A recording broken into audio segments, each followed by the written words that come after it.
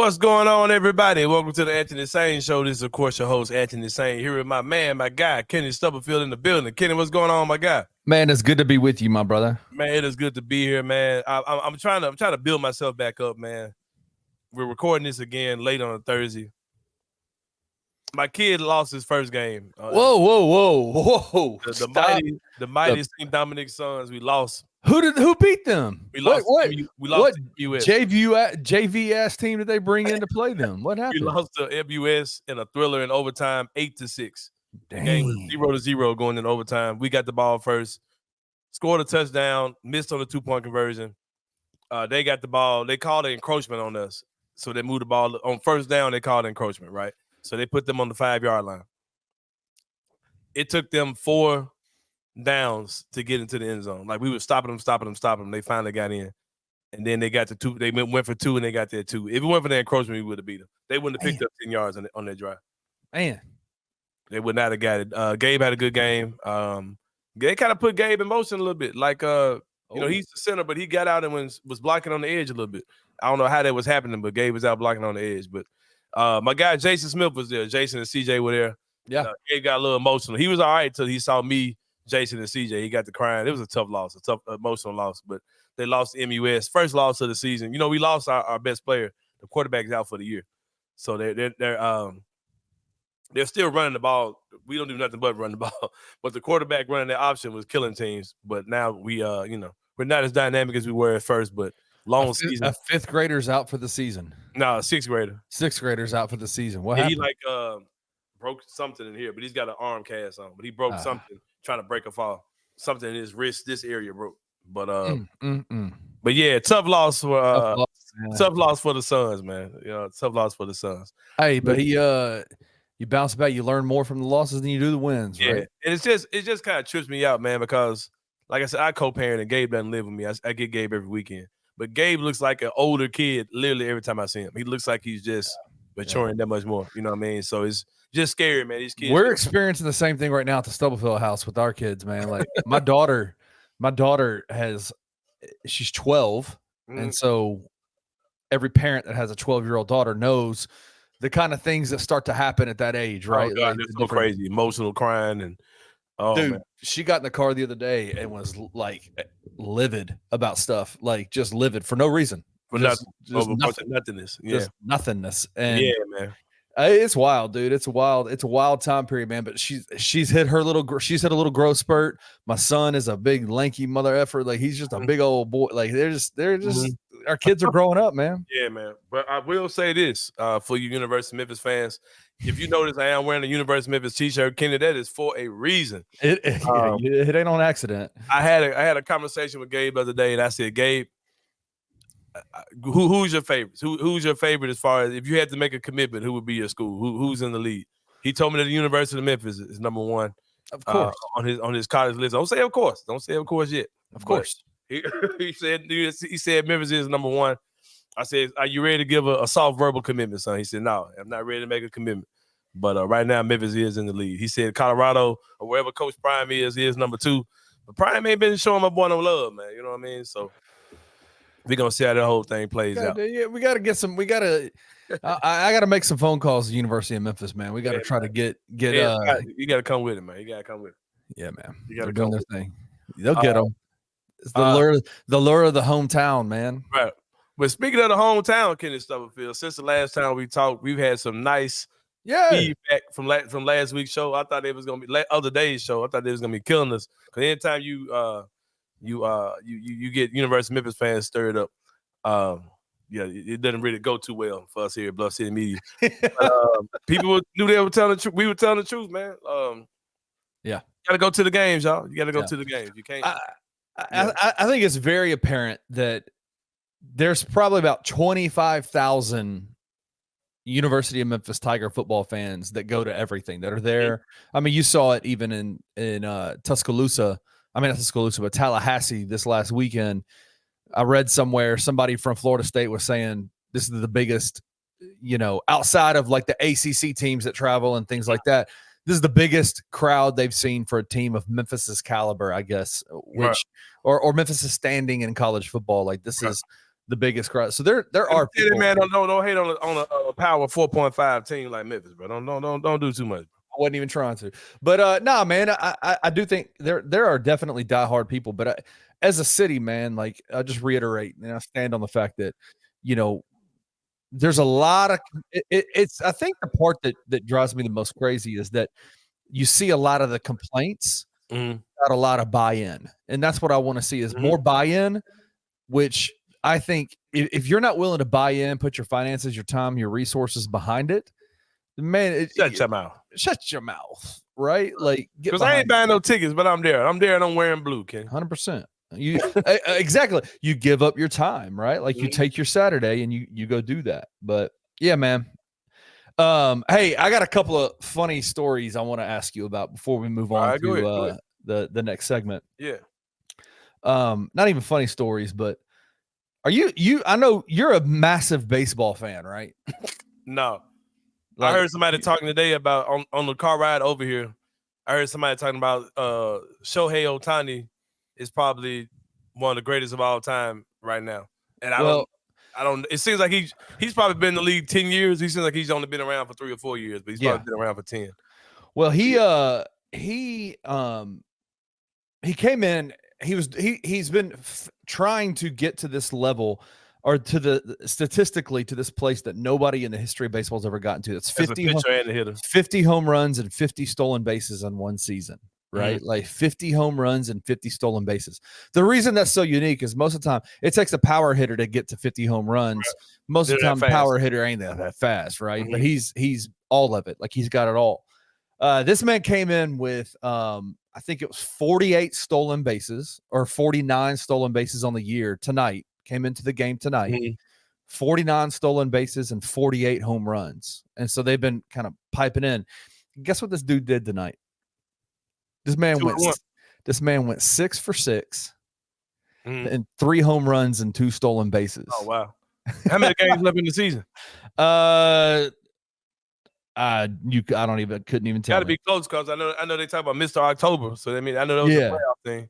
I mean, just this guy, it is wild to me how we see all these guys come in, these new athletes come in, and you just go, like, this is the greatest player that, like, in terms of just the history of the game, like, these kind of athletes are unbelievable. Like, what Shohei Ohtani is doing is just unbelievable. Not even including the fact that he hadn't even pitched much this year because of a toe injury, right? Like, it's just crazy what he's done. So, anyway, I thought that was a super interesting story. 6 for 6, 3 home runs, got to the 50-50 club. Just unbelievable. I want to ask you this. If you were to if stories were to come out about you, someone did an expose on Anthony Sain, and a story came out where they found posts of you in a community board on a porn site, that you were on a porn site speaking in a community board with a bunch of other guys who were on this porn site, and in there you said, "I'm a black Nazi." Is that a thing? Is that a real thing? I don't know, but apparently this is something that is happening. A black Nazi, number one. Number two, that slavery is good, and that you wish that slavery would come back because you would probably own a few. And number three, you told a story about 14 years old sneaking into a gym, a workout gym, finding a way up into the lattice work above the women's locker room and peeping on women while they're showering in the gym. What do you think would happen to you if that story came out? Like, I get booted out of whatever league I was in. Whatever league you were in? Yeah. Well, this story came out today. Dude's running for governor for South Carolina. And he's probably going to win. He's a white dude, all right? No. Oh, black Nazi? Yeah. Oh yeah, they love that brother. They're gonna put that brother in the Hall of Fame. Hall of Fame, right? No, right. It's crazy though. Anyway, I just thought that was the wildest. Like, what a crazy world we live in. I'm with you. Anyway, that's all. Yeah, but we got a cool show today. My guy Jonah Dylan is joining us from the Commercial Appeal. He's a Tiger football beat writer. He does some Grizzly stuff as well. He'll join us today. Also, Kenny, this Sunday, 9-on-1 Wrestling returns to Minglewood Hall, September 22nd. Show starts at 5 p.m. Doors open, I think, 4 p.m. Minglewood Hall. Get your tickets, man. General admission tickets start as low as $10. Kids get in. One child gets in free with with all general admission purchases, man. If you've got 5 kids, every other kid gonna get in free, man. It's just how we doing it. If you buy a ticket, one kid get in free. You buy another ticket, another kid gets in free. It ain't just one kid for, if you're a parent, you get one kid in free. Yeah. It's not one to one. It ain't got to be one for every adult. Every general admission ticket you purchase, Kenny Silverfield, a kid is gonna get in free. Bring your family, man. Have a good time. So, is this the night that all of the championship belts are on the line? All the belts on the line. You definitely heard it. Bobby Ford is gonna take on Kevin Bless for the 9-on-1 wrestling championship. The 18-19 championship is gonna be on the line. But my man, the Merc Chris Evans is gonna be in a triple threat match with Ken Dang and also Walker 13, and also the 9-on-1 wrestling tag team championships are gonna be on the line as well. Twisted Steel, the challengers, take on the Top Shotters, MJ Davis, Don Montana. Tag team championship match just going on this Sunday. Come check it out, man. But Kenny Silverfield, we got the man himself, Tommy Jacks, the promoter for 9-on-1 Wrestling, is going to come in. I did a remote interview with him, man. He's going to talk about 9-on-1 Wrestling. It's going down this Sunday. Make sure y'all check that joint out, man. But we're about to take a break, man. When we come back, my guy Jonah Dylan is going to be in the building. We're going to talk about the University of Memphis football team, man. They almost got a soft commitment from 2000. Jason Smith says this all the time. Gay's graduating class is like 2032 or something. Yeah. Yeah, 2032 or 31 or something like that. 32, because Salus 2030. So, yeah, 2032 recruit Gabriel Sain almost gave him a soft commitment. But he does list him as a number one. He's number one on his list right now. It's a big week for the Tigers, man. Big week for the Tigers. You got Gabe saying the Tigers top of his list, man. That in and of itself makes it a big week. Another unofficial visit coming in 2 weeks, man. That's what I'm talking about. Hey, can y'all seal the deal in 2 weeks when Memphis takes on MTSU, man? Don't lose against Navy because Gabe don't like nothing sorry. He'll call some sorry in a bit. Trust me, bro. We're about to take a break. Like I said, Jonah Dylan's going to join us. Also, Tommy Jackson's going to be on later in the show as well. We'll see you guys in a minute.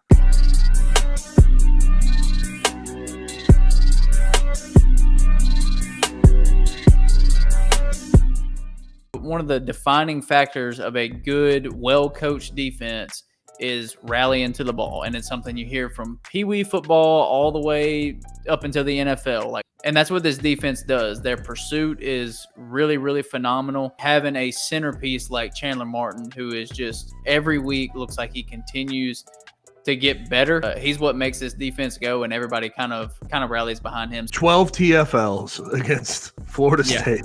Yep. 4 sacks, brother. Like, get the fuck out of here. I said, bring some 5-man, 6-man, 7-man pressures. I didn't think they'd do it like that, dog. Yeah. You got to that fourth quarter, and Jordan said, I have no respect for these guys. No, we're better than you. And we're not scared. He just brought 6-man pressure after 6-man pressure, then a 7-man pressure, then a simulated 8-man pressure. It's like this guy is a psychopath in the best possible way. Tune into On the Bluff with Christian Fowler and Gabe Kuhn every Tuesday at 12 p.m. on the Bluff City Media YouTube channel. The Tigers football team. Hey, how about that one over Florida State? You don't want to be a part of us? We don't want you. We don't need you, Mikey. We don't need you. Best part of it was they just went in and beat them. They were the better team. It wasn't a fluke. Nothing. They were the better team for 60 minutes and walked away with a dub in Tallahassee. It was impressive. You know what they should have played? Doom, doom, doom. They just gonna play. They could whoop that. Hey, look. That's how you do it. It was impressive. So shout out to the Memphis Tigers. Tune in to the Night Court podcast with your hosts Rob Fisher and Brevin Knight on the Bluff City Media YouTube channel.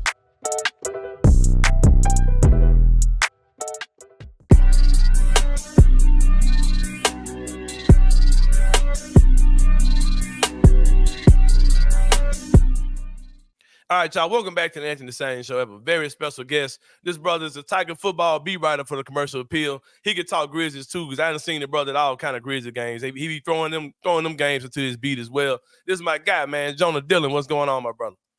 Man, I'm happy to be here. It's busy times, lots to talk about. Yeah, man. We got with you around about this time last year. You hadn't actually lived in Memphis too long when I had you on the show last time, man. Good to have you on. Good time to be covering this Tiger football team. Team that's right outside the top 25 or in the top 25 in most polls. Win again this week will probably be solidified in both polls, for all intents and purposes. But what's this year's team been like? What's been the biggest difference between covering this year's team and last year's team for you? Yeah, I mean, the defense is like totally different. It's crazy to see the difference in terms of what they're doing out there, the speed that they're playing with, the schemes, everything, how much really like they're confusing the other teams, because basically after every game last year, we talk about the offense put up this many points, but in the losses, the defense, they weren't good enough to keep the games within reach. And then this year it's been the opposite. It's been like the defense controlling the game. All the offense has to do is put up enough points. 20 points last week was enough to win. Like a lot of times last year, that wouldn't even got you close. So it's a totally different mindset in terms of how this team is going into games and then how they're winning. And if the defense keeps playing like this, like, the sky's definitely the limit for how far they could go. So you think that with the games we played before Florida State, everybody was like, well, I still got question marks about the defense. We were shutting teams out, but it was still like, okay, I still got question marks about the defense. Does that Florida State game make you feel like, yeah, these dudes are legit? Does it make you feel like that? Because we got definitely upgrades. We got name upgrades, better guys at these positions. But does it really feel like we're actually better now that we saw how they performed against Florida State? Or is Florida State even the best way to even judge it, because that team has kind of struggled anyway. So what do you think this real defense is? Yeah, well, like you said, I mean, we gotta consider Florida State. That team, especially that offense, like they got a lot of problems. So and we'll see how they do the rest of the season. But look, like the first 2 weeks defense was great. It was like, all right, that's a level of competition. Let's see what happens when it steps up. Florida State has a lot of big time athletes on that offense, right? Like they looked lost for most of the game, especially in the first half. So like to me, I feel like I'm pretty convinced now, like even this week against Navy is a totally different test in terms of what they do offensively. And so there's still some things that you want to see them be able to work out. But like, as far as you could have expected 3 weeks into the season, how well they could have played defensively, I feel like they've done that and more. And so you got to at least be mostly convinced with where this is headed. What do you think, looking at the rest of the Tigers schedule, we got a couple games that may be kind of close, or, the Tigers might not be particularly favored in. I see undefeated. I saw it before the Florida State game. I'm also a native Memphian. As someone who's covering this team really still from the outside looking in, what do you see this Tiger team being by the end of the season? Do you think them going undefeated is a realistic situation? I mean, I think, it's realistic. Like they'll probably be favored in every game the rest of the season. Like maybe Tulane, it could be close. Obviously depends how Tulane does until then. That's not till the last week of the season. But they'll be favored every game, most likely before that, unless there's some kind of a collapse. And so, like, if you're sitting there saying this team's going to go undefeated, like, I'm not really going to argue with you. Now, at the same time, it doesn't mean that every game is a cakewalk. Even like Navy, we saw last year, Navy really put up a pretty big fight. And again, they just do weird stuff. They've looked better this year, so I wouldn't look past them. I wouldn't look past South Florida. I think that they are one of those teams with their offense. They have the potential to kind of stay with anybody, and that'll be a really good matchup. Again, with the Memphis defense, how are they going to deal with that offense? Because they've got a really, really dynamic quarterback in Byron Brown. But look, if you pick them to go undefeated in the beginning of the season, I would have said, okay, let's see. Well, first of all, I would have said, Florida State's number 10 in the country, so let's see. And look, I picked Florida State to win even last week. Tigers fans not happy with me, so I guess I should stop reminding them of that. Yeah, we go talk about that. But yeah, like you said, you pick them to go undefeated the rest of the way. Like I think that's totally realistic, and there's more than enough reason based on what we've seen so far to believe that that's what's going to happen. Let's go back to what I mentioned earlier about the defense, right? Because even like this Navy game, super non-traditional type of offense they run, a lot of option plays, all those type of things. We don't really know because of Florida State. We don't really know how good that team is. What will be the first real defensive challenge for this team? Will we really get to see? Of course, you have to say Florida State, because still is Florida State. But what's next? Who's the next team who you think could be as a traditional offense that the Memphis is going to see that could be a real challenge for them in their defense? Yeah, I mean, I think like South Florida is not a traditional offense. I think they, at least last year, they were like the fastest offense in the country, right? So their thing is like, it's speed all the time, which is interesting because Memphis defense is kind of speed all the time too. So they're going to go really quickly. They have a quarterback who might run the ball 15 to 20 times a game.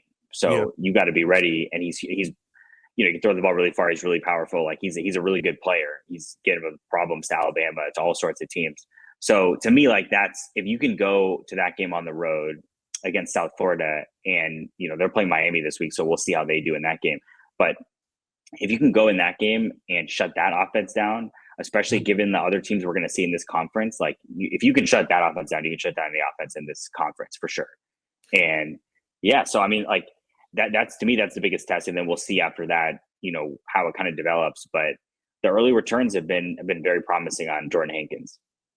When you look at, we talked about the Tigers, we both agree that this team has the potential to go undefeated. Let's say that happens. Is that enough to get them into the college football playoffs? Do you think just strictly running the table does it, or do some other things still have to happen that they can't control? There's always going to be things you can control. Like, look, UNLV right now, they're undefeated and they have 2 power conference wins on the road. So again, how good is Florida State going to, is Florida State going to go 1-11? Then you're not going to get any credit for that win. If Florida State wins the next 9 games and is like in contention in the ACC, then people are going to look back on this win and say, wow, that was really impressive what Memphis did going on the road. To me, like if you go undefeated, it's hard for me, and I guess find this clip later or whatever, but it's hard for me to believe that undefeated Memphis doesn't make it into the playoff, like at this point, because these other Boise State lost to Oregon. They were close. They were competitive. They didn't, they played really well in that game, but they lost. So they have 1 loss. If you're undefeated and you have a much tougher schedule than like Liberty and a lot of other teams, I just think that's going to be enough. I think ultimately probably 11-1, someone is going to get to 11-1 with a loss against a really good team, and that will probably be enough. When you look at the big conversation right now is this whole Pac-12 thing, right? And Memphis possibly moving to that conference. I can't remember where you came from. I know you're not from here. What was your school that you covered before you came here? I was in Connecticut before, so that's so AAC adjacent. Obviously, I was there when they moved to the Big East. So right.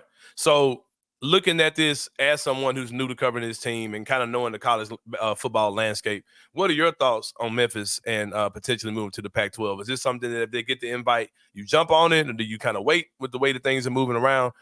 What do you think it would look like if the Tigers did make that move, and what decision do you think that should make? Yeah, it's been interesting to see how the fans have reacted to this, because I kind of expected, so I came to Memphis, like you said, last year, right? And people are still talking about, we want to go to the Big 12, we want to go to the ACC. And even like when Ed Scott started, that was only 2 months ago, really. And he said, where do we want to go? We want to go to the Big 12 or the ACC. And obviously the Big 12 seems like they're kind of closed off. The ACC, we're waiting to see how these lawsuits play out. But those are right now. And we'll see who else they can add. If I'm Memphis, I'm thinking if there's no chance. So like to me, basically the baseline is, it's not surprising at all that the Pac-12 is interested in Memphis. Like that would be the top. If I was a Pac-12, that would be the top team that I'd be interested in, right? Who's in a better position right now?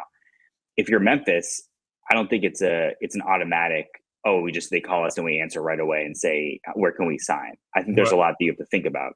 You got to think about how much money is coming from that conference. What's the TV deal? Because there's no TV deal right now, right? Who else is going to be in the conference? Because if South Florida and Tulane are calling Memphis and saying we're leaving, then the AAC is not what it is now. Then maybe that's enough. That's enough to be like, it's worth it. We got to get out of here.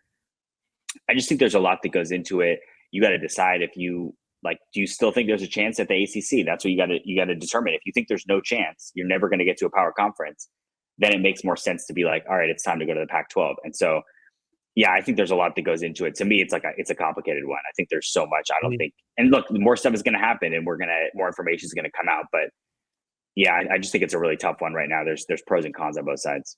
We talked about the difference between covering last year's team and covering this year's team. Something else off the field has changed, not just with this team, but really with the school. You mentioned Ed Scott earlier. What are the differences between covering a team with a guy like Ed Scott, who's just a tremendous personality? What has the Ed Scott experience been like for you so far? Yeah, I mean, he's like leading the team out into the games, right? He's on the field going crazy. Like you can feel the energy. That's his thing. Like I don't know, if I was Ryan Silverfield, I'd call him up and say, come give the pep talk for the game today, right? Like if you see some of those videos of him going to talk to the players, it's just a level of like excitement and energy that I think has been really cool to see. And look, the way that he's handled all the situations he's dealt with so far it's been really impressive. And he's been here for 2 months, and think about the amount of things that have happened in that time. Like it's pretty crazy. And he's going to be judged on these things, these big picture things. Like he's going to be judged on what happens with conference realignment. He knows that, obviously. And so we can talk now about his excitement, and he's saying all the right things, which is all true. But ultimately, like, it's going to come down to how those things play out. When we look back on this tenure, however long it lasts, it's going to be what conference did he get Memphis into? How did he handle these situations? Where is the athletic department financially? Because that's a huge question mark, right? With revenue sharing coming up, how are you going to generate more money? And he's, like I said, he said all the right things so far, and we'll see how ultimately that ends up playing out. You talked about how the defense has made it where 20 points wins you a game this year, right? But even as someone who's a very casual Tiger football fan, it seems like the offense just hasn't really been clicking like even I would want it to click, right? So do you have any concerns about the offense this year? You've got all the pieces. You got your quarterback, receivers. You lost a running back, but you still got a lot of depth at running back. Very good starting running back. Of course, you're undefeated, so you don't want to have a lot of concerns. But what are your thoughts about the offensive scheme so far, and just how they looked offensively so far? I think there's reason to be a little bit concerned. Like, I'm not saying, push the panic button or anything. It's definitely not at that point yet. Look, they won all the games. And if you can win the game, Ryan Silverfield said he wants to win 1-0. If you can win 2-0, do what you got to do. Against Troy, like, because the thing that I've noticed is 3 games, and we haven't really seen any like long explosive pass plays, which we saw a lot last year, right? You think about Rock Taylor, Jameer Blankenship, consistently like down the field. Really haven't seen it so far. Against Troy, I think they had like 7 pass interference penalties or something, which is crazy. You're never going to see that in a game. And so you can kind of chalk it up to, okay, well, somebody got grabbed when they were, about to be behind the defense. So fair enough. Florida State, obviously pretty good team, and they played well. But yeah, I think all the pieces are there, like you said, especially with Seth Hennigan and with the receivers. They've been really, they've been successful in the past, and I would expect them to figure it out. There's going to be a game this year. We don't know when it's going to happen, but there's going to be a game where they're going to need to put up 30, 40, 50 points. Last year, they needed 59 to beat South Florida. So they're going to have to do that. I would be confident that they're able to, but like you said, we just haven't seen it yet. And so there's reason to kind of note that and be like, let's make sure we, kind of keep tabs on this as we go through the season. All right, man, let's get to the fun stuff, bro. Let's get to the fun stuff. Now, we talked about getting into another conference and the pressure that's on Ed Scott, all those type of things. And he's aware that that's part of his thing. I've just been sitting back like, okay, I know he got like a $500,000 kicker or something like that if they get into a power conference.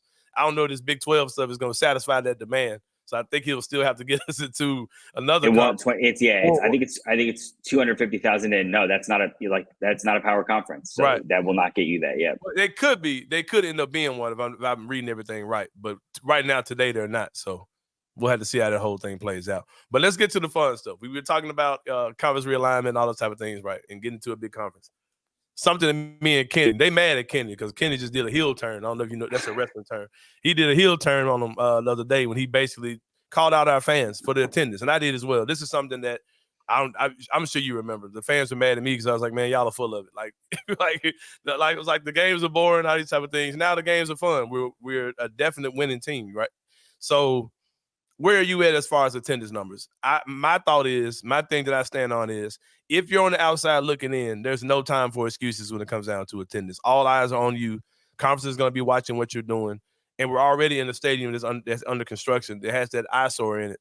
You need to fill that thing up to make it look as presentable as possible. What are your thoughts on that? Especially if, like I said, I hate to keep going here, but as someone who's hasn't grown up in this area or in this market, what are your thoughts as far as the attendance and lack of support, honestly, when it comes down to the game so far? Well, that's the thing that I've noticed, like, not even just Tigers football, everything. Since I've been here, everybody always wants to talk about attendance at every sporting event, right? I mean, like, look at the showboats. That's all we talk about. We don't even talk about, no one can even name a player on the team, but they can tell you how many people were at those games, right? So, and even with the Grizzlies, people talk about it. Obviously, like, can't really read into last season because of all the injuries. But yeah, I mean, it's like, it's tough because there's a lot that goes into it, right? You've got the history of the program. You've got the program's success in the last couple of years. You've got the people, like, it kind of plays into conference realignment. Like, people are frustrated by the league that the Tigers are in and who they're playing. And then specifically with this season, like, look, the conference opponents, every single like important conference game is on the road. Like all the best teams, those are the 3 best teams in the conference outside of Memphis are UTSA, South Florida, and Tulane. Memphis plays all of them on the road, right? Mm-hmm. So it's hard because you're trying to convince fans, come to this game and watch North Texas or UAB or these teams that they don't even realize maybe are in the conference, right? Mm-hmm. And they haven't thought about them. And then, look, we were at the games and there's not enough people. And once that attendance number comes out in the third quarter, that's all anyone wants to talk about. Like, I get it. Like, that's why I said I've noticed that just being in Memphis, like that, it's such a huge deal. And like, I get it to some extent. On the other hand, like, I have to imagine that if Memphis is undefeated by the time they're playing UAB on senior day, that place is going to be full. Like, I just would imagine that that's how it's going to be. Look back at 2019. I know there's a lot of stuff that went into it, but like, look, they filled the stadium for the SMU game. We see those photos all the time. It looks awesome. That wasn't at half capacity or whatever it is now stadium. So like, to some extent, winning affects it. And I think it will this season. On the other hand, like, there's just so much that goes into it. And like, I don't know. Yeah, it's just everyone is always talking about it. So I get it. Like, I understand why someone is mad and, it's what it is. But yeah. Mm-hmm. I'm with you, brother. I'm with you. Something else that's been kind of a current theme right now is that it feels like this Florida State game finally killed the ghost of Mike Norvell and allowed us to make Ryan Silverfield our coach, man. It's like, because this thing has been going on for a while. It's like our fans have been kind of treating him like the new girlfriend. But like, it's kind of like if you're a man and you get a divorce or you break up with a girl, but your family still likes the ex, right? and you come home sometimes and your ex-girlfriend's over to the house with your mom or your sister. So like, you know what I mean? Like, they're not allowing you to move on. But it seems like the game it seems like this is the game where Tiger fans like, all right, mom, stop letting Cindy come over here. You know what I mean? Like, enough. You know what I mean? It feels like not just that game, but it just feels like the end of last season and so far how things are going this year, that Coach Ryan Silverfield now, he feels like he's our coach now at this point. Is there something you agree with, that there kind of was that type of tension, that anxiety in this fan base over the last few years? And does it feel like Coach Silverfield is our guy now? Yeah, I feel like I noticed it. Like you say, go back to last season, like when they beat Iowa State in the Liberty Bowl, you could tell after that game there was a bit of a shift. Like people were excited. You had Laird Veach, who was the AD at the time, saying that they were working on a contract extension and people seemed excited about it. If you go back a couple games before that, middle of last season, that fans were not totally on board, right? Especially with some of those games, like the North Texas game, they were close to blowing it and people were unhappy. And then it's like, I tweeted after the Florida State game a video of the Tigers fans celebrating, and somebody said, build a statue for Silverfield when we get back. Like, I'm telling you, we love about building statues here, man. Yeah, but it's like, and he honestly, he's talked about it in the past. Like, look, a year before, if you would, whatever the date was on that tweet, like a year before, if someone said build a statue for Silverfield, can you imagine the response that the other fans would have had to that? So I think it is a big deal. I think beating Norvell was a big deal because, look, Mike Norvell did a great job in Memphis. I don't think you can even argue that. But at the same time, like, he's been gone for 5 years. So it's time to kind of going back to what you're like, it's time to move on, right? Like, I'll move on, man. So he's been gone in whatever he's doing in Florida State. I think that now there's a couple of things, like you go back to Liberty Bowl, you go back to this win, and then you look at the contract extension, like, look, for better or worse, he's going to be here. And this program just seems to be on the right trajectory. And there were some years, a couple of years ago, where they had questions about that. And so it's all about trajectory in college football. As long as the fans feel like you're going in a certain direction, I think they'll be on board. And it feels like this is the first time where everybody is sort of on the same page about that. You put out a couple of tweets that we're gonna have some more fun, man. You put out a couple of tweets that fans kind of gave you shit about. I'm just over here laughing because I'm like, look at my guy, man. Get him, Jonah. Anyway, relax, man. I got you. I ain't gonna put you out there too bad. But you put out a tweet where you basically just a game recap. You said the Tigers escaped with the win over Florida State and Tallahassee. And some ladies giving you shit. I'm like, lady, be quiet. Like, what are you talking about? Like, look, it is what it is. Like, I get it comes to the territory.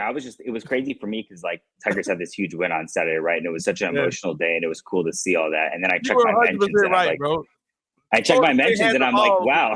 Yeah, Florida State had the ball with down one possession with the ball driving. Like, you escaped that game, bro. Like, even though we were Yeah. up the whole game. Like we never had, you know. No, like, and that's what I was trying to convey. And like, look, it's hard. I'm writing a story that publishes like the second the game ends, right? But like, look, it was the Tigers were up 20-3, and then Florida State ends up with the ball back with 2 minutes left to go tie the game. Like, it was a close game. They won by 8 points.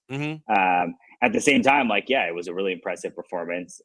And like I said, I picked Florida. I picked Florida State to win before the game. They were favored by 7 points, so I don't think I was the only person in the world who picked Florida State to win. Although according to Twitter, I am. So, but yeah, you know, it's like, and that's why I tried to say. I was saying after the game, like, look, if you want to, people are making fun of me, coming for me because I picked Tigers to lose. Like, that's it's fair game. You should chirp. I get it.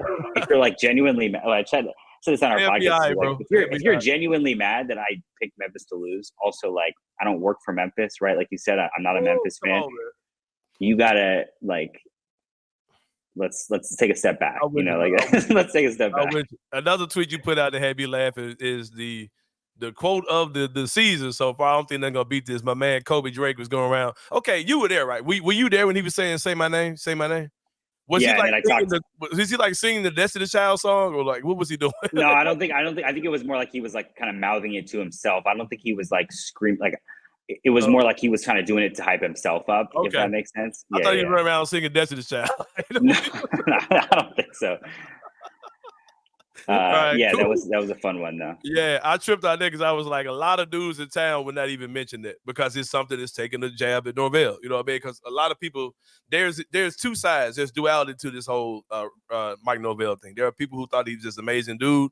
He can tell you he's just this great guy who loved the city and he just moved on to a better position. And hey, how can you knock that? You know, people say, man, that dude is as fake as a $3 bill, man. There are people say he's an asshole, he's a jerk. There's totally two different sides about that dude. And most people in media don't put out that side because that points to the side of him maybe not being the best guy, where a guy felt like I've been here however many years and I had to prove myself to this dude. If you know, that's one of those things that, you know. Yeah, like I get it. To me, like obviously, like you said, I wasn't here when Mike Norvell was the coach, right? So I'm glad you weren't, bro. Let's be honest with you. I don't have that relationship. At the same time, like, look, I like Mike Norvell was good to me. He gave me time last week before the game. Yeah. And talking to Kobe about this, because you know we talked about that in the off season, and it was obviously unique because he's the only player that's still here who played for Norvell. But it wasn't even for him. You know, he has respect for Mike Norvell, and it was more of like, you know how players, you're trying to use something to motivate yourself, right? You'll use anything, and you know, I don't think it was like, you know, he obviously wanted to have that moment with him after the game, but I don't necessarily think that it reflects badly on Mike Norvell. Look, like it's hard to know all that stuff, and we don't really know. I wasn't going to go to his press conference and be like, "Hey, do you know who Kobe Drake is?" You know, so, but you know, it's just one of those things. It was cool. It's like that full circle of like, obviously Ryan Silverfield had his thing coaching against Mike, and then Kobe being the only player left on the team and having that motivation, how much it meant to him. And look, we talk about it all the time. Kobe is one of the most beloved players on this team. You just see the fans. Even like the tweet that I had before the game of him out there warming up, like that tweet got more engagement than any tweet about even them winning the game. It was just Kobe standing on the field. So but it was, you know, just one of those cool things, like full circle and ties up that game. Yeah.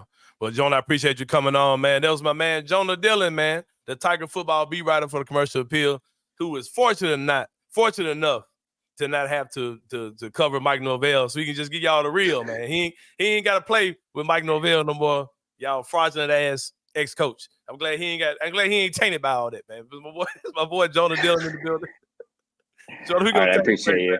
I appreciate you, bro. Hey, I'll see you at the Grizzlies game. You gonna be a media day Monday? Next Monday? Next Monday, yeah. That was up.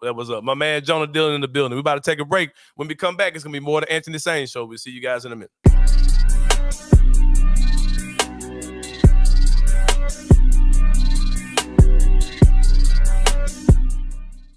I think Jabari Smith Jr. and I don't want this to be true, but I almost feel maybe Tobias Harris, yo. What's wrong with Tobias Harris? We've had this discussion.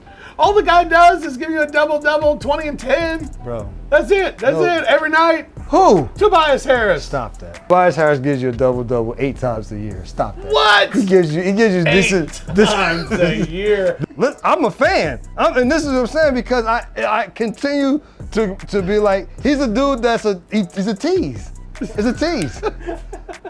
It's like, God, dog, he's sexy. But it just won't work.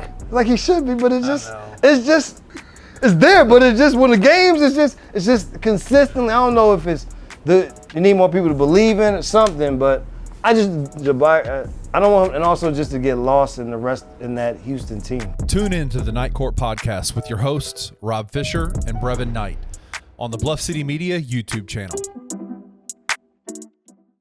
I've said it. I just think you need to ask more questions before jumping in there. Who's coming with me? What's my TV money payout? Am I, is it going to offset my travel costs? Yep. But I think the biggest issue you have, right? And I think all of us will agree on this. If you can get out of the AAC, you do it by any means necessary. Yeah. You're 100% right. Get out. And have you seen like these lame duck responses or people are like, if Memphis sells out and goes into the Pac-12, then I'm done. And it's like, what are you talking about? What are you talking about? What the hell are you talking about? I've seen do you want the athletic department to just keep operating at a deficit in a shitty ass conference?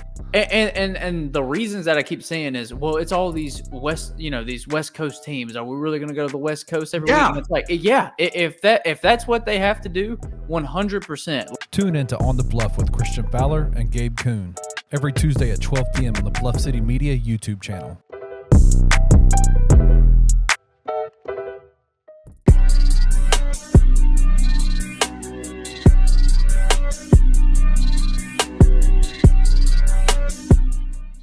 All right, y'all. Welcome back to the Anthony Sain Show. Got a very special guest today, the promoter of 901 Wrestling, my man Tommy Jackson's in the building. Tommy, what's going on, brother? What's going on, Sain? Glad to be here. God, you good?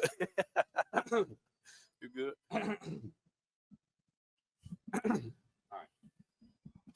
All right, y'all. Welcome back to the Anthony Sain Show. We have a very special guest for you guys today. If you don't already know, 901 Wrestling is returning to Minglewood Hall on September the 22nd. Doors open at 4 p.m. Show starts at 5 p.m. It's going to be a great show with 901 Wrestling. But who better to speak about that show than their promoter, Tommy Jackson, joins us today. Tommy, what's going on, brother? What's going on, Anthony Sain? Glad to be here. Man. Thanks for having me today, man. Man, good. Fine to sit down with you, man. We do business all the time, but you've yet to been a guest on the show. Yeah, good to have you here, man. So tell us more about what's going on September 22nd at Minglewood Hall. I know it's a big night for you, big night for the city. 901 Wrestling makes his debut inside of Minglewood Hall. You said it great. It's a big night for the city. Mm-hmm. Traditionally, in this city, throughout the years, Memphis had a mainstay that was wrestling. Mm-hmm. On September 22nd, we strive to do that again, to put on the largest local wrestling show in Memphis that the city's seen in over a decade at Minglewood Hall, and bringing a loaded card on top of it. And it's a big deal because this was something wrestling was always inherently ours as a city. Mm-hmm. It needs to be again. It's built into the DNA of the city, so it needs to be a thing again, and that's what we're going to do September 22nd. Bring it back in full force. Yeah, man, sounds good. Another good thing about the show is that you got some type of kids get in free program. I think it's really dope. Oh yeah, tell us about that. Well, you said it. Kids get in free every single event at Minglewood. With the purchase of a general admission ticket, you get a kid's ticket. Right. Any kid 12 and under gets in free. It's pretty simple, and I think it's a way to get this next generation coming up to get hooked on something that you and I got hooked on growing up in this city. And the way you make it sound, it's like every other ticket, right? So if I'm a single mother or a mom and dad, I've got 4 or 5 kids, every other ticket purchase is going to get in free. Yeah, and we looked at that. I mean, I've got 5 kids myself, pal. So I understand budgets, and trying to do something as a family is hard sometimes. So we're trying to make it a lot easier for a family to come out and enjoy something that takes you away from everything for a couple hours. Yeah, man, it's going to be a good show. So tell us about the card, man. I know I've had Chris Evans on the show already. He's got that big triple threat match. Tell us about that match and just some of the other matches that are going to be on the card tonight. Absolutely loaded card, Anthony. We've got the 901 Tag Team Champions, the Top Shotters, facing off against Twisted Steel. Billy Robertson, their manager, pulled some shenanigans and a loophole, found his way into a rematch. So the tag titles are on the line. That match is happening. We also have, as you mentioned, the triple threat 18-19 championship match, which is Chris Evans, who's been talking just all types of anywhere mess. He can. Anywhere he can, anybody that'll listen. So just to make sure that he's all just correct about this age of the Merc. Well, we're going to put him to the test come September 22nd in a triple threat where he doesn't even have to be pinned to lose that 18-19 championship. And he's going up against the All-American Ken Dang, who just had that title, and the first ever 18-19 title holder, Walker 13. So his work's cut out for him. That's on the card.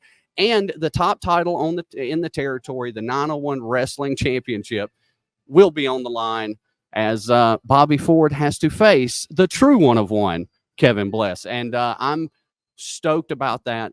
Bobby Ford, we've all seen the way that he's been, his turn of his attitude, talking to the fans like they're garbage, and they're the ones that put him there in the first place. Well, Kevin Bless has been embraced by the 901 and embraced by the city. And I think he's taken it as a personal goal to put the city on his back in this match and show Bobby Ford that it's not about him. I'm super excited about that. And then today on social media, we confirmed that we have a special guest referee match. And we've got Roscoe Monroe versus Norman Meklikoff. And Tyler LeMasters, oh man, who Roscoe's been coaching, is the special guest referee. That is confirmed, and we've got some other surprises in there for everybody too. So it's just absolutely loaded. Yeah, it's gonna be great. But Tommy, I've been on the website and I checked out the seating. There's a lot more seats available in Minglewood Hall than the other place we've done this at. Are there any bad seats in Minglewood Hall? No, I can't say, I can't tell of one. I've been all through that place, as far as room for people, we got room, so we're gonna pack it in. Yeah, room for people, room for cars, got everything. Yeah, got a parking lot, got all types of stuff. It's going to be a big deal. Food, bar, and fast food in a bar. Fast food, in a bar. Yeah, it's gonna be quick. You're gonna get it. Yeah. The whole atmosphere there. We're going to take the vibe of 901, and we're just gonna crank it up in a bigger spot with couple of cool tech upgrades and things like that. So I'm super excited to be able to do this at Minglewood Hall because it's, like I said, it's something that needs to happen, and it needs to be a regular thing for this city to be able to, as a city, come out, enjoy, lose the world for a couple of hours and have a great time.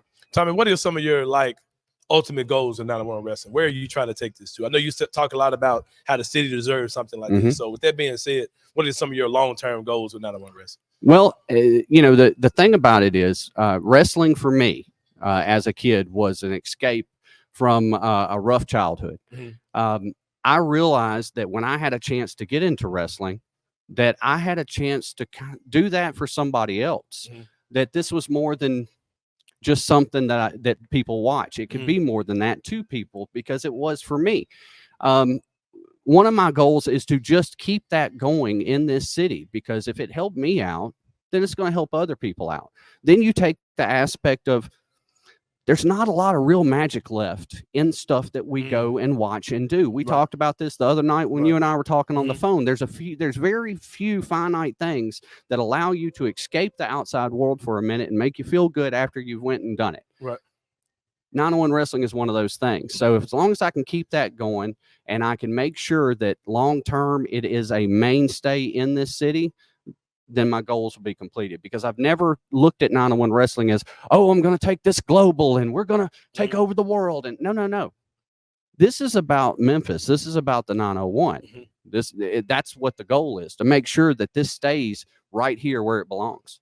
Yeah, I'm with it. I'm glad to be a part of it as well. You can see me doing commentary with my man Kevin Cerrito when you come on September 22nd as well, man. The best commentary team around, pal. In a long time. I ain't gonna name no names. We the best in a long time. I don't want to put myself in too rare of an era, but y'all know what it's going. Y'all know what it is. Y'all know what's going down. But y'all make sure you're in the building, man. September 22nd, Minglewood Hall, an historic night. 901 Wrestling makes its debut inside of Minglewood Hall. Get your tickets on 901wrestling.com. September 22nd, doors open at 4. Show jumps off at 5.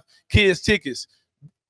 Kids get in free. Man. Don't sweat the details. Just go on the website and go get them, man. Go get your tickets. 901wrestling.com. We'll see y'all soon. We're about to take a break. When we come back, it's going to be more than Anthony Sain show. We'll see y'all in a minute.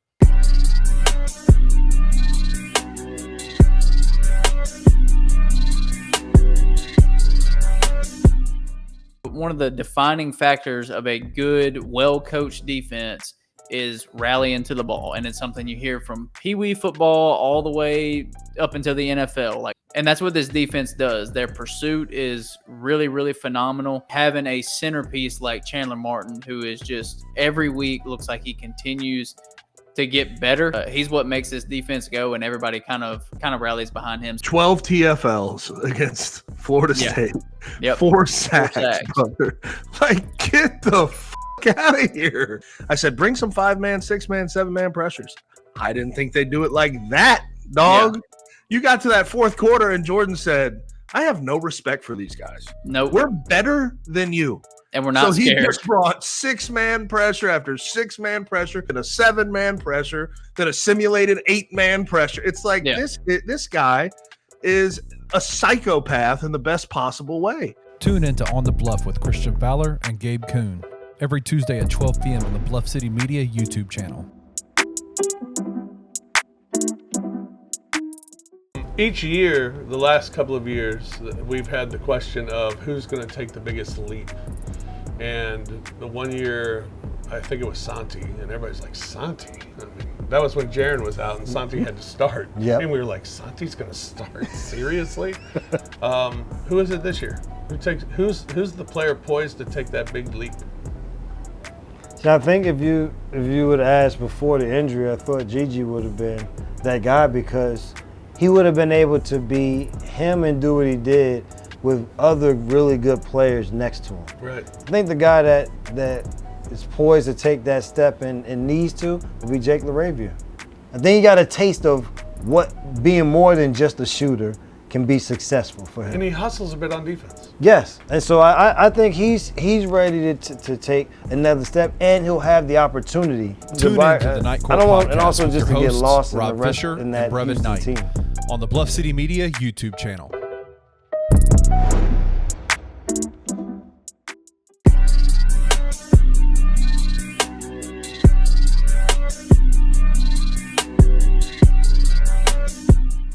All right, y'all. Welcome back to the Anthony Sain Show. Shout out to my man Tommy Jacks, promoter of 901 Wrestling, like we said.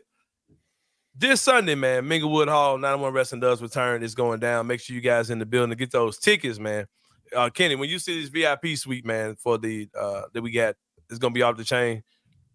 Y'all, I think we got a contest out there where you can win one of those as well, and we'll definitely do some stuff that night to upgrade some people to that suite if those seats are available. So y'all make sure y'all come check that out. Shout out to my boy Tommy Jack. Shout out to my guy Jonah Dylan as well. I had to put my boy on the spot, man. You know what I'm saying? Because they was on my boy ass a little bit on Twitter, so I had to go. Yeah, they were. They're getting after him. Yeah, I like Jonah, man, because I don't know if he does a lot of radio spots or podcast spots. So I want him to have fun when he comes on here, man. But it is kind of nice to talk to somebody who hasn't been here in the city long and that covers the teams, that knows what they're talking about, right? Like doesn't have all the biases that a lot of people do that have been here for a long time. Cause dude's like, hey, lady, you better take this headline and keep it moving. Keep it moving, man. Take this narrow escape. Yeah.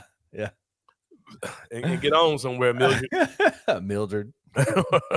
Gladys. Getting after him for no reason. Right, man. just nothing, man. Y'all leave that man alone, man. It's supposed to be a game to celebrate. We arguing over semantics about what the man headline said. They narrowly escaped. They did. They just said the Tigers escaped. Oh, okay. He didn't even say narrowly. He just said escape. They did. Escape. They did. They had the ball with one possession down. But anyway, the 3-pointer, man, we talk about 3 things is on the brother mind. That's not right. The 3-pointer, we talk about 3 things going on in the world of sports. Number 1, man, the Memphis Grizzlies dropped a teaser, bro. Oh, that's not the one. My bad. Oh, you switched up on me. Hold on. Yeah, Goo. The Grizzlies dropped a teaser the other night, man, saying at 9:01 in the morning we had an announcement for you. They had a feather in the emoji line, and they showed the Memphis Bridge turn green. Yeah. So I just started, putting 2 and 2 together, looking at some of the replies to that, looking at some other companies' Twitter accounts, and I deducted it probably was Robinhood, especially when I went on Robinhood's Twitter and they had a corner of the Grizzlies logo in there as a teaser. I was like, all right, do y'all think we don't know what this is? So I mean, I don't suspect they were trying to hide it that well because that was hella obvious. Right. The Grizzlies have not had a sponsor, a jersey patch sponsor since 2021. FedEx, of course, was the one and only one. And I was listening to Jeff Calkins today on the show, and he was saying that from his understanding, it seems like that FedEx didn't have a problem being the Grizzlies sponsor again, but the Grizzlies wanted a bigger deal as a sponsor. They wanted more. They wanted somebody that would come in and do more and that would spend more. And when I say do more, just because this is more than just a jersey sponsorship. These are several things that would be done branded with the Robin Hood name. Yeah. Like today's media event, today's community event that the Grizzlies had was a Robin Hood community event. You know what I mean? That. I like that. Some people are saying that they don't like this because it's say Robin Hood kind of has some questionable practices. That for those who don't know, Robin Hood is a company where you manage stock exchanges, if I'm not mistaken, mobilely on your phone. Stock investment, stuff like that. Yeah. Yeah. So I don't use it. I don't know anything about it. But he can't be no worse than shit like FanDuel.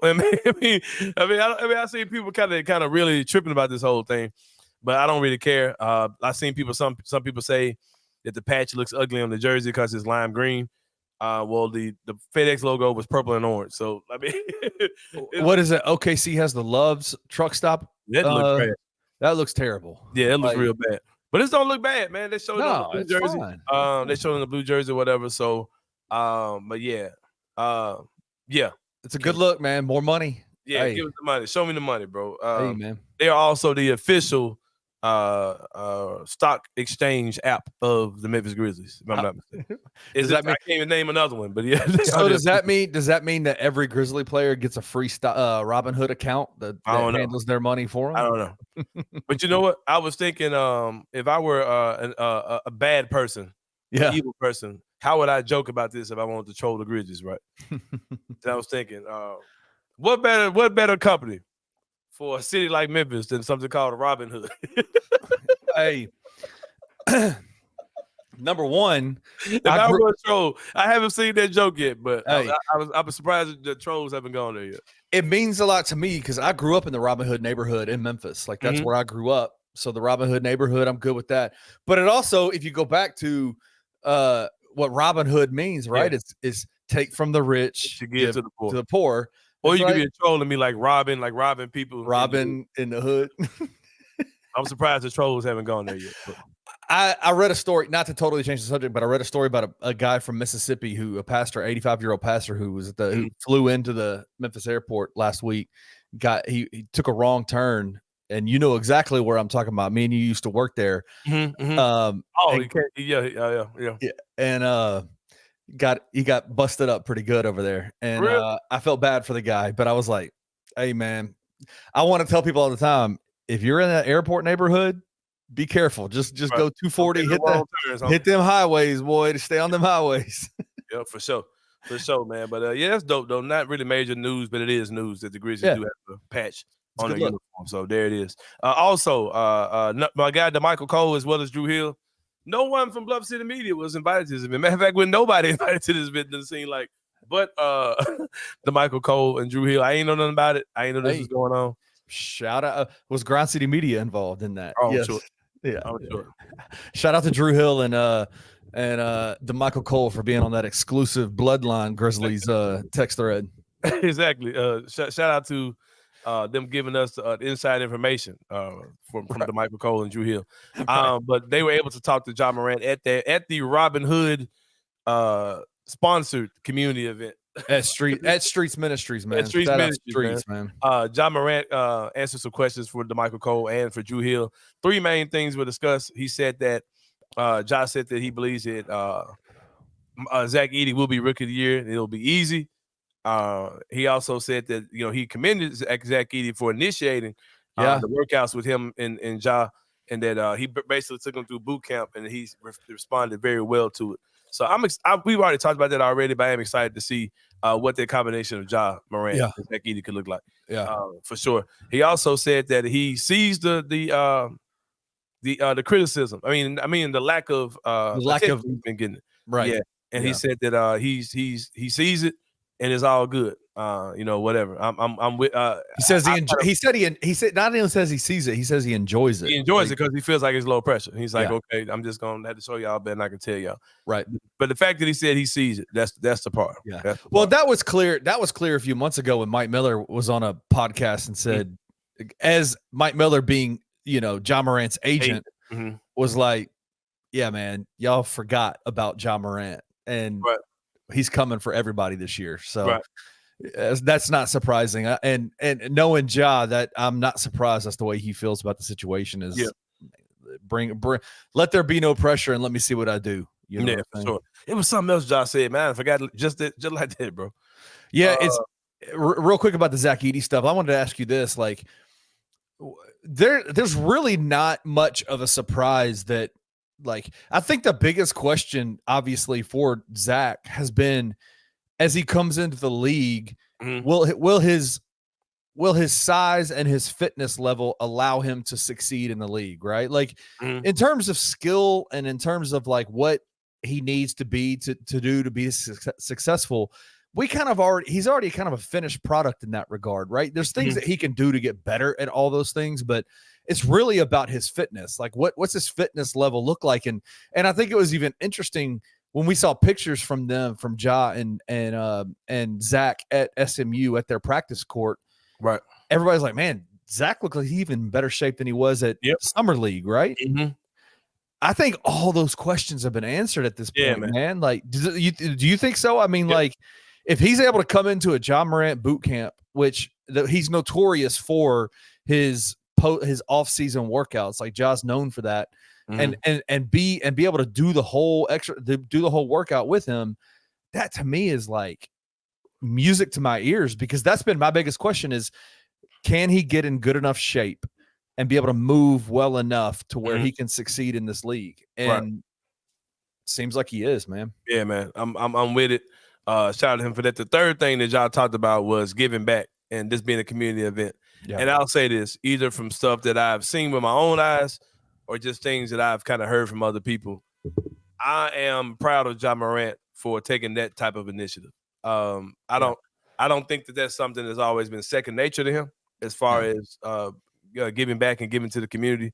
And I tip my hat, salute that you are recognizing that those things matter. And I think that's something in time. A lot of people, Ja was getting criticized at one time for not doing the things that Zebo did and not doing the things that Mike Conley did and all those, Mark and all those, whatever. And my response to that was always, we got Zach Randolph when he was 28 years old. You know what I mean? Ja hasn't even gotten that old yet. You know what I mean? So let him get to, I don't think 25-year-old Zach Randolph is not the version that we got. You know what I mean? No. He was a proud member of the Jailblazers. Actually at 25 with the Knicks or whatever team he's playing for, but he wasn't this guy. Right.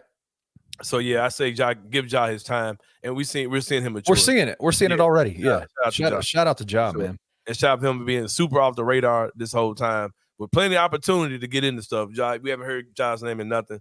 And salute to him, man. And shout out to the Los Angeles Lakers for having interest in Ja Morant, according to a horrible Photoshopper. Hey, stunning news that the Lakers are breaking news. Yeah, bro, you ain't seen the one, man. There's one on Facebook with that same graphic with the weird looking 36 on there, that horrible Lakers Photoshop. Yeah, and it was like, reports say that Ja doesn't think the Grizzlies have enough talent to put around him, and he'd rather be around the Lakers. Yeah. I'm like, what? No, that's a lie. There was like something about it possibly being a potential heir to LeBron James. Like, but you think it'd be a question if Ja was there? Like, who would be the man after LeBron? Like, what are you talking about, bro? That's how you do potential heir to replace it. Yeah, exactly. Man, y'all are crazy, man. That is hilarious. It's crazy how people, those fans and media and robots, AI, I guess, in these major markets really downplay guys who don't play in a big market. Like they act like Ja's like Darius Garland or something. You know what I mean? Like, what are we doing, bro? You know what I mean? So but man, number 3. Speaking of guys being miscast, Adrian Wojnarowski retires. Right?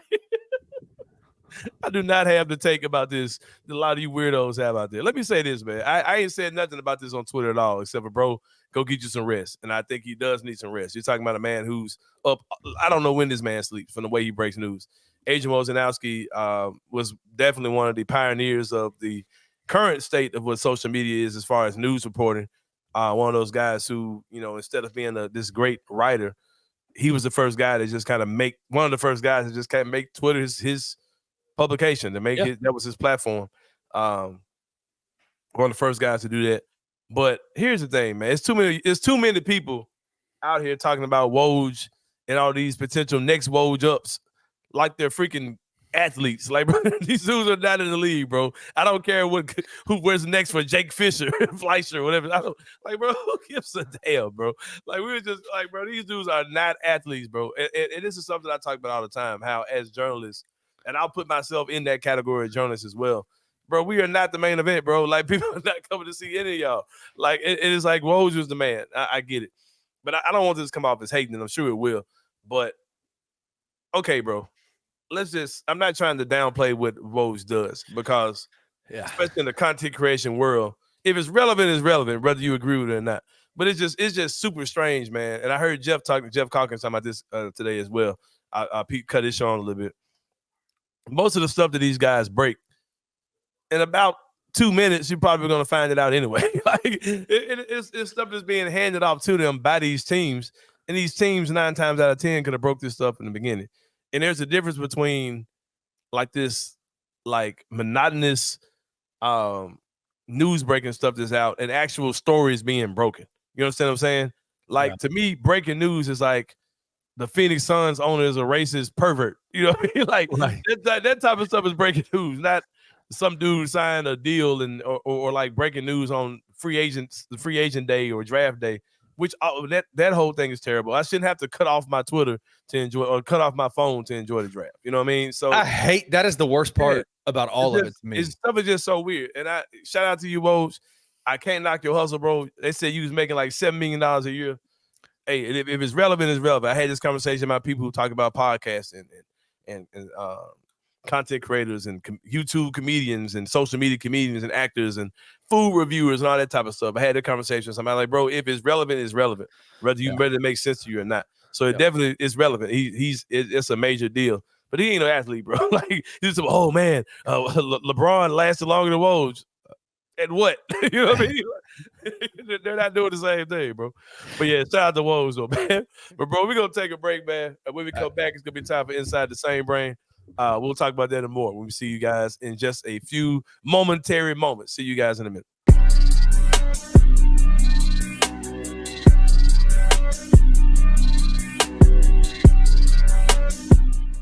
Ja Morant and Zach Edey were videoed in the lab working on pick and rolls, and it got everybody hot and bothered. Oh man, working on pick and rolls, post entry pass, lobs, like follows where Ja was crashing, Edey was coming in behind him, cleaning up. Like it made me fired up. He just looks so fluid and so smooth next to Ja that they look like a match made in heaven for their skill sets.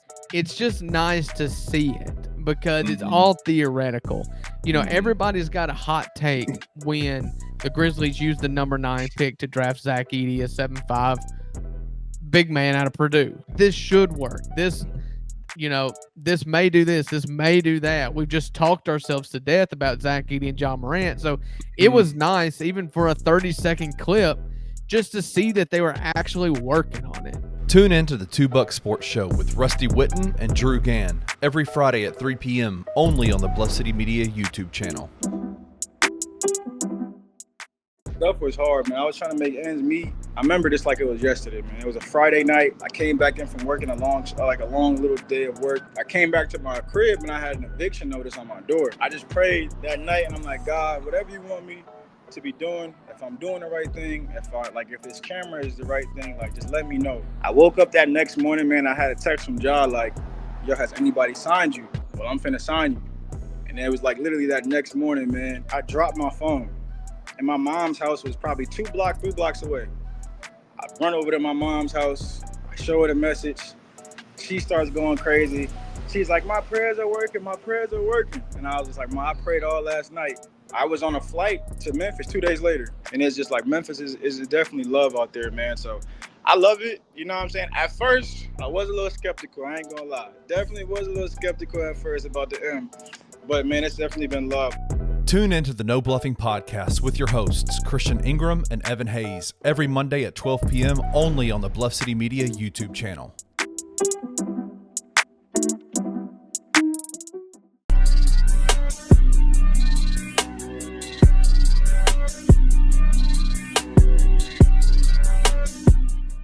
All right, y'all. Welcome back to the Anthony Sain Show, man. It's time for Inside the Same Brain, where we talk about something that's on a brother's mind, man. I'm gonna do this real quick, man. This one's deep. This one's deep, bro. Talk around some stuff a little bit, man, because a lot of stuff been going on, man.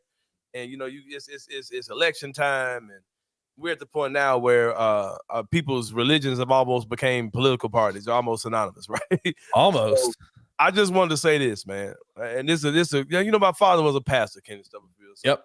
So I can get into it a little bit, man. Then I did a little time work. I did a bid work at youth ministry type shit. You know what I'm saying? We did it. We got together doing our thing, man. But so I know the man a little bit. I got my own faith. I do classify as a Christian. You know what I mean? So I get into that. I could have that conversation with the best of them, man. But I do identify as a Christian. So yeah. So what I was about to say. And here's the thing, and I'll just say this: I'm not really concerned with what your faith is, what you believe. You have the right to believe what you want to believe, man. And there are some people who say, well, your faith or the religion you have really can't be taken too serious because most people it's because of where you're born and all those type of things. I do not think that's my case. The stuff that I was born into, I totally got it out of my system. And in a certain part of my life, I got it back in my system. And I think it's kind of there. I don't think it's going nowhere. I get disappointed with how we represent ourselves sometimes. But I do think that my faith does stand strong in being a Christian. But I will say this. Ladies and gentlemen, whatever it is that you choose, and Kenny Silverfield probably won't say much because every time he starts talking about the Lord, he gets phone calls. he gets persecuted. But no, there's a question I have for y'all. Is your faith making you a better person or just make you think you're better than the next person? Because that was good, though, man. Y'all write that down, man. Because here's the only thing I ask you, no matter what your faith is that does it make you a better person? If you're getting up going to church every Sunday or whatever, religious practice you have, or reading your Bible, or having Bible study, or watching stuff online, or downloading videos, or watching stuff on YouTube, whatever you're doing. If it's not making you a better person, man, it really ain't serving you much purpose at all. It's not serving the world any purpose, right? Because right now, man, you see so much stuff in the news. And I'm like, bro, if that's what your faith is making you think, I'm good on that, bro. And it's like, I've had so many conversations and debates with people who I think are the same faith as me, but I'm like, bro, it seems like your faith should make you want to be a better person, want to help out those who are in need, to get the dogmatic stuff out of the way, the tradition out of the way, all this stuff out of the way to help people, man. Like at the end of the day, that's what it's all about, being a good person. And it's like, if that's not who you are, man, like re-examine what you're doing. Because it's not about throwing your religion or your faith around as a weapon or using it to weaponize a conversation. Because I had a lady call me something, because I don't really get into politics, right? Like a lot of the terminology of politics, I don't know what people are talking about. Tammy Sawyer has been helping me, man. She's my guidance counselor in politics, right? Have we said congrats to Tammy on this show yet? I don't know. Congratulations, Tammy Sawyer. Congrats, Tammy Sawyer. But like, lady called me something, bro. She called me a something. It wasn't the N-word. Was it good or was it bad? Was it bad? I don't know what it meant. It was something crazy, but when she used it, whatever it was, I was saying something on Facebook, and she said, "Oh, you blankety blanks." Did it feel bad? I don't know. I said, "Ma'am, I don't even know what that means." And I said, I just try to treat people the way that Christ would treat them. That's all I got. That's all I know. You can call me whatever you want to call me. I said, but in response, I will ask you, do you think that Christ sees me as what you saw me as, or what? Or what you just called me? Or do you think that's how he sees me and you, or do he see us as something else? And I said, because at the end of the day, that's all I really care about. Like, I don't, all this religious stuff is just silly. And it's like, if you're not, because there's a video clip that's kind of going viral that a Memphis pastor is making some of the most ridiculous statements I've ever heard. And I hung my head in sadness when I first heard this video, because someone that I really care about is of Haitian descent. And they were saying some egregious things about just ignorant stuff, man. No different than saying that all people in Africa are poor and have witch doctors, and it was that level of stupid, bro. Like it involved voodoo and all these type of things. I'm like, bro, if you think that every Haitian is part of a voodoo culture, even if they are, bro, if Christ is who you say Christ is in your life, and if you say Christ is who he is, who are you not to still welcome those people? Are you afraid of voodoo? Is voodoo stronger than what you say you believe in? But Madden went into somewhere else, man. Y'all got me preaching on the Anthony Sain show. That ain't what I came to do. Are you willing to look at the own witchcraft and sorcery in your own situation? Help some people. Like, right? What do you mean, bro? Yeah, I think. Have you seen that video clip, by the way? Man, I'll send it to you. It's the most offensive, ignorant shit you've probably ever seen in your life, bro. Me and you have talked about this over the last couple of months privately about how we are enjoying the peace that we have in our lives right now. Man, who you telling, bro? Right. And so I've tried to stay away from those kinds of things because there's not much that disrupts that peace in my life more than people weaponizing faith.